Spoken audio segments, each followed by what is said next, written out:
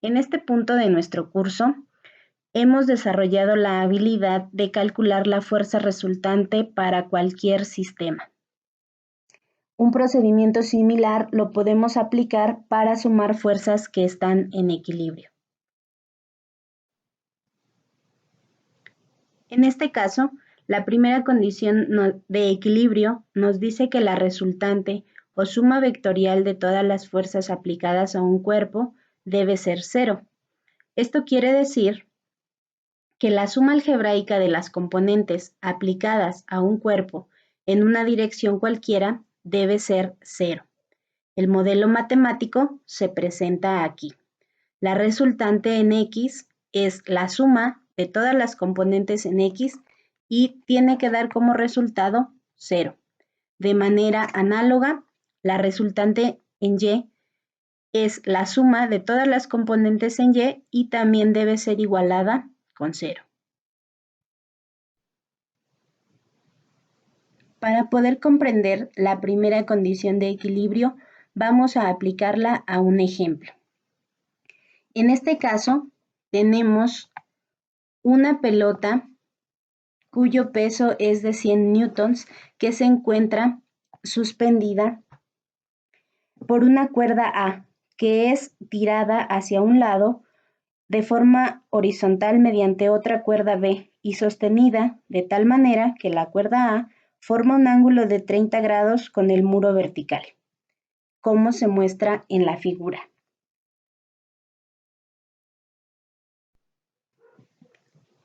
Para lograr que el proceso de solución sea más claro, vamos a desglosarlo por pasos. El primero consiste en realizar el diagrama de cuerpo libre. Recuerde que el diagrama de cuerpo libre consiste en dibujar las fuerzas en un sistema de referencia. En este caso vamos a representar la situación original en un sistema coordenado, en el cual se están representando las fuerzas A y B, que son las que pretendemos obtener, y el peso de la pelota. Por trigonometría básica, sabemos que el ángulo que se forma entre la parte negativa del eje X y el vector A mide 60 grados.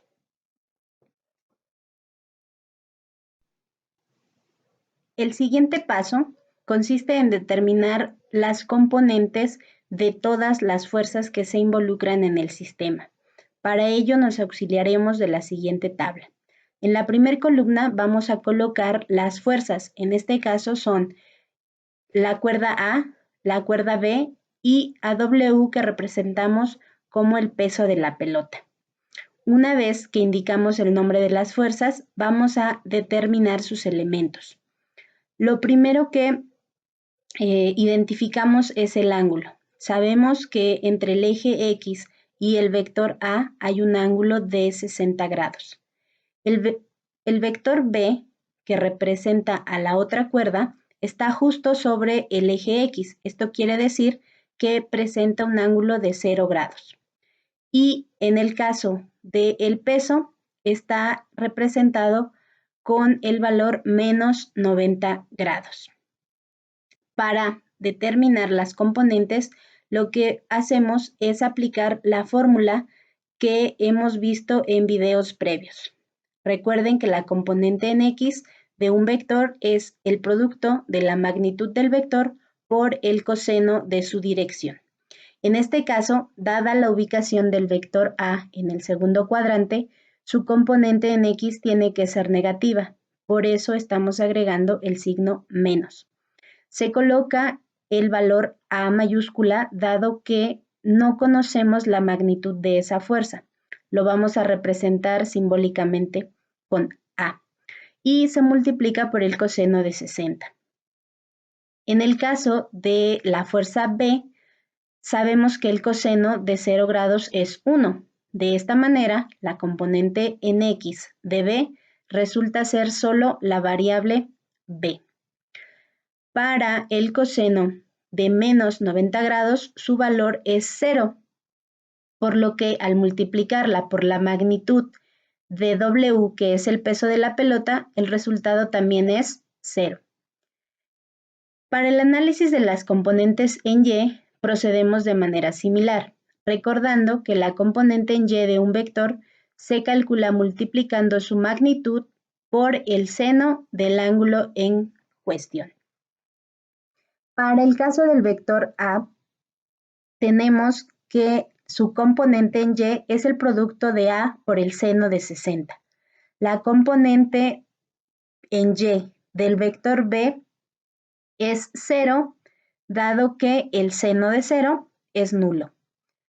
En el caso de la componente en Y de W, es el producto de 100 multiplicado por el seno de menos 90. El resultado que obtenemos es menos 100 newtons. Una vez que tenemos todas las componentes, calculamos la suma. En este caso, para las componentes en X, la suma de estas va a ser el valor B, que es la cuerda de la que pretendemos calcular la tensión, menos A multiplicado por el coseno de 60. Estamos considerando que la componente en X de W es nula y no tiene sentido colocarla en la suma. La suma de componentes en Y resulta de la siguiente manera. Es A multiplicada por el seno de 60, menos 100 newtons, que corresponde a la componente en Y del último vector. Hasta aquí hemos hecho solamente la suma de las fuerzas involucradas en nuestro sistema. Una vez que hemos calculado la suma de componentes, procedemos con el paso número 3, el cual consiste en aplicar la primera condición de equilibrio.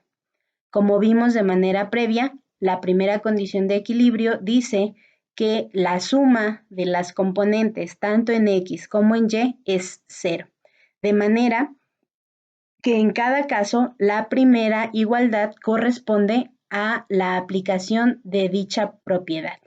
La suma de componentes en X que obtuvimos en la tabla previa debe ser igual a 0. De igual modo, la suma de componentes en Y que se obtuvo previamente debe ser igual a 0. Del primer caso, en la ilustración de la izquierda, obtenemos que el valor de B es igual al producto de A multiplicado por el coseno de 60. Tomando en cuenta que el coseno de 60 es equivalente a 0.5, la expresión quedaría como que B es igual a 0.5 por A. En el caso de las componentes en Y, tenemos que A multiplicado por el seno de 60 tiene que ser igual a 100 newtons. Finalmente, es momento de despejar las fuerzas desconocidas. Para ello, vamos a tomar en cuenta algunos datos.